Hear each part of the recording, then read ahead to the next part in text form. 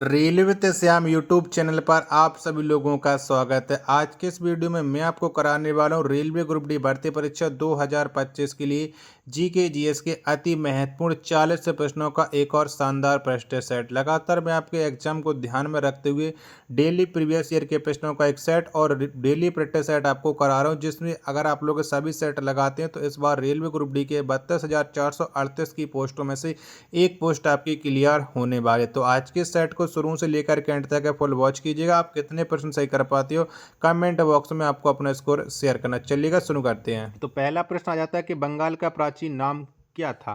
तो बताओ इनमें से कौन सा था बंगाल का प्राचीन नाम। पहले प्रश्न का राइट आंसर क्या हो जाएगा। तो गौड़ हो जाएगा बंगाल का प्राचीन नाम। एक का बी ऑप्शन देने वालों का राइट आंसर हो जाएगा। प्रश्न संख्या 2 आ जाता है कि ईस्ट इंडिया कंपनी की स्थापना के समय भारत में किस मुगल शासक का शासन था। तो बताओ किसका शासन था ईस्ट इंडिया कंपनी की स्थापना के समय। प्रश्न संख्या 2 का राइट आंसर क्या हो जाएगा। तो ये था अकबर का शासन। यानी दूसरे नंबर प्रश्न का डी ऑप्शन देने वालों का राइट आंसर हो जाएगा। नेक्स्ट प्रश्न आ जाता है प्रश्न संख्या 3 ने कि विश्व जल दिवस कब मनाया जाता है। तो बताओ इनमें से कौन सी डेट को हम विश्व जल दिवस मनाते हैं। प्रश्न संख्या 3 का राइट आंसर क्या हो जाएगा। तो ये 22 मार्च को मनाया जाता है विश्व जल दिवस। 3 नंबर प्रश्न का बी ऑप्शन देने वालों का राइट आंसर हो जाएगा। नेक्स्ट प्रश्न आ जाता है प्रश्न संख्या 4 है कि भ्रूण को भोजन किस माध्यम द्वारा प्राप्त होता है। तो बताओ इनमें से कौन से माध्यम से भ्रूण को भोजन मिलता है। प्रश्न संख्या 4 का राइट आंसर क्या हो जाएगा। तो ये गर्भनाल के द्वारा मिलता है भ्रूण को भोजन। 4 का ए ऑप्शन देने वालों का राइट आंसर हो जाएगा।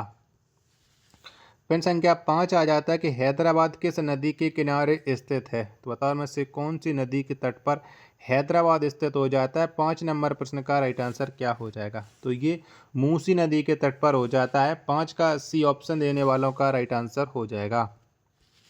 6वें नंबर का प्रश्न आ जाता है कि पुष्टि मार्ग के दर्शन की स्थापना किसने की। तो बताओ में से किसके द्वारा पुष्टि मार्ग के दर्शन की स्थापना की गई थी। 6वें नंबर प्रश्न का राइट आंसर क्या हो जाएगा। तो ये जो स्थापना की थी वो स्थापना की थी वल्लभाचार्य ने। किसने? वल्लभाचार्य ने। 6 का ए ऑप्शन देने वालों का राइट आंसर हो जाएगा।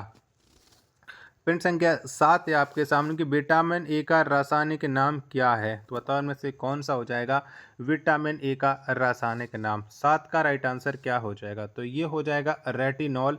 7 नंबर प्रश्न का डी ऑप्शन देने वालों का करेक्ट आंसर हो जाएगा।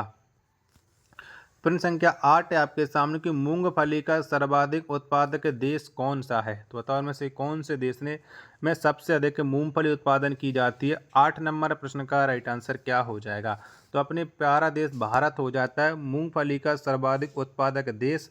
8 का बी ऑप्शन देने वालों का राइट आंसर हो जाएगा। नेक्स्ट प्रश्न आ जाता है प्रश्न संख्या 9 की रेबीज नामक बीमारी किस जानवर के काटने से होता है। तो बताओ में से कौन से जानवर के काटने से ये रेबीज हो जाती है। तो रेबीज ये कुत्ता के काटने से होती है।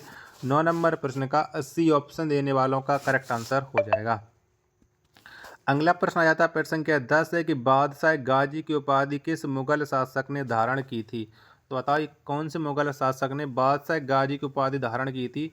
10 नंबर प्रश्न का राइट आंसर क्या हो जाएगा। तो ये उपाधि है वो औरंगजेब ने धारण की थी। 10 का डी ऑप्शन देने वालों का राइट आंसर हो जाएगा। नेक्स्ट प्रश्न आ जाता है प्रश्न संख्या 11 कि भारत का राष्ट्रीय कैलेंडर किस पर आधारित है। तो बताओ किस पर आधारित हो जाता है। 11 नंबर प्रश्न का राइट आंसर आपको देना है। तो भारत का जो राष्ट्रीय कैलेंडर है ये शक संवत पर आधारित हो जाता है। 11 नंबर प्रश्न का बी ऑप्शन देने वालों का राइट आंसर हो जाएगा।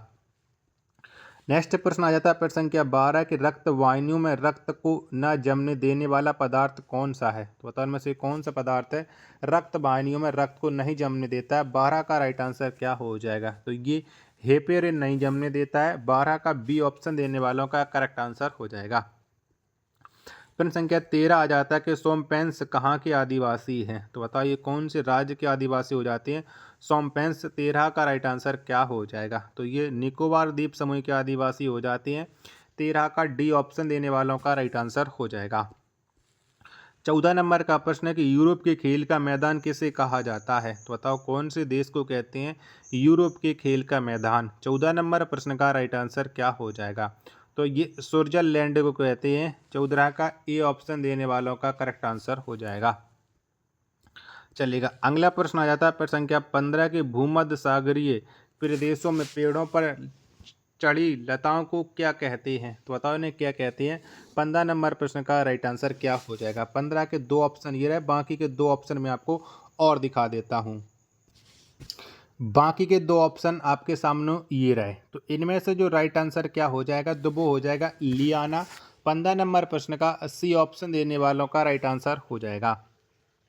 चलिएगा। अगला प्रश्न आ जाता है प्रश्न संख्या 16 कि मानव शरीर की सबसे बड़ी ग्रंथि कौन सी है? तो बताओ कौन सी हो जाएगी मानव शरीर की सबसे बड़ी ग्रंथि। 16 नंबर प्रश्न का राइट आंसर क्या हो जाएगा। तो सबसे बड़ी जो ग्रंथि है ये हो जाती है यकृत। 16 का ए ऑप्शन देने वालों का करेक्ट आंसर हो जाएगा।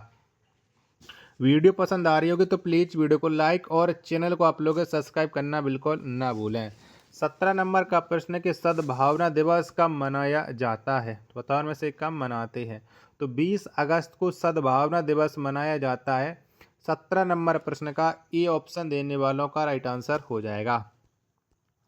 अगला प्रश्न आ जाता है प्रश्न संख्या 18 कि भारत का राष्ट्रीय वृक्ष क्या है? तो बताओ इनमें से कौन सा हो जाएगा भारत का राष्ट्रीय वृक्ष। 18 नंबर प्रश्न का राइट आंसर आपको देना है। तो बट बरगद हो जाता है भारत का राष्ट्रीय वृक्ष। 18 का सी ऑप्शन देने वालों का करेक्ट आंसर हो जाएगा। नेक्स्ट प्रश्न आ जाता है प्रश्न संख्या 19 से कि नाना साहिब के नाम से कौन प्रसिद्ध थे? तो बताओ इनमें से कौन फेमस हो जाते हैं नाना साहिब के नाम से। 17 का राइट आंसर क्या हो जाएगा। तो ये हो जाते हैं वालाजी बाजी राव। 19 का बी ऑप्शन देने वालों का राइट आंसर हो जाएगा। 20 नंबर का प्रश्न है कि भारत के महान्यायवादी की नियुक्ति कौन करता है? तो बताओ इनमें से किसके द्वारा भारत के महान्यायवादी की नियुक्ति की जाती है। 20 नंबर प्रश्न का राइट आंसर क्या हो जाएगा। तो ये राष्ट्रपति के द्वारा महान्यायवादी की नियुक्ति की जाती है।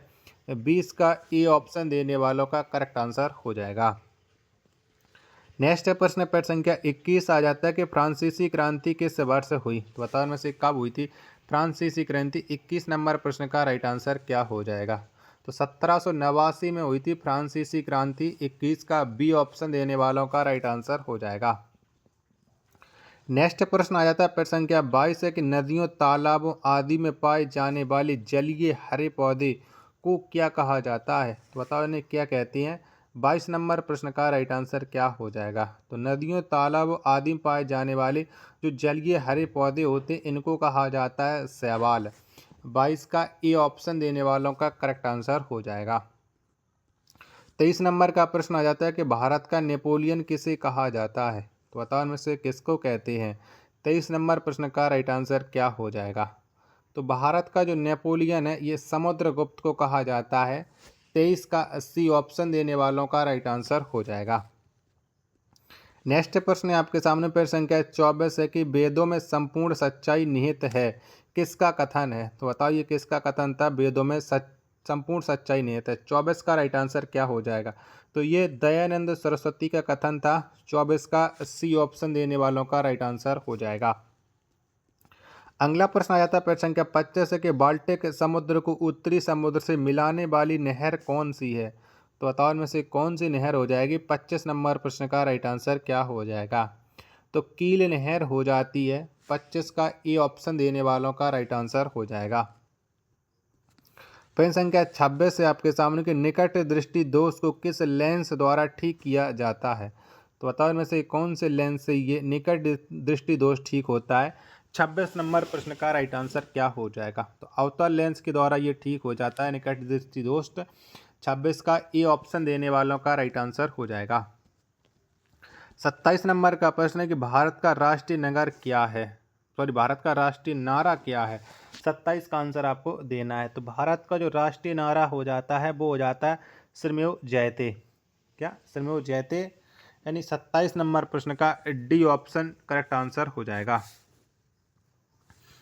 चलेगा। अगला प्रश्न आ जाता है आपके सामने प्रश्न संख्या 28 से उड़ते हुए वायुयान की ऊंचाई मापने के लिए किस यंत्र का प्रयोग किया जाता है। तो बताओ कौन से यंत्र का प्रयोग करके वायुयान की ऊंचाई को माप लिया जाता है। 28 का राइट आंसर क्या हो जाएगा। तो अल्टीमीटर का प्रयोग कर से ये ऊंचाई को माप लिया जाता है। 28 का बी ऑप्शन देने वालों का राइट आंसर हो जाएगा।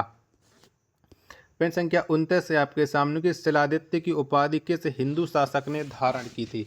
तो बताइए शिलादित्य की उपाधि किसके द्वारा धारण की गई थी। 29 नंबर प्रश्न का राइट आंसर आपको बताना है। 29 के चलिए मैं आपको चारों ऑप्शन दिखा देता हूँ, जिसके बाद आप लोग इस प्रश्न का राइट आंसर डिसाइड कर सकते हो। तो बताओ, ये शिलादित्य की उपाधि किसके द्वारा धारण की गई थी? तो ये उपाधि हर्षवर्धन ने धारण की थी। 29 का डी ऑप्शन देने वालों का करेक्ट आंसर हो जाएगा। प्रश्न संख्या 30 आ जाता है आपके सामने कि भारत की राष्ट्रीय लिपि कौन सी है? तो बताओ कौन सी है? तो देवनागरी हो जाती है भारत की राष्ट्रीय लिपि।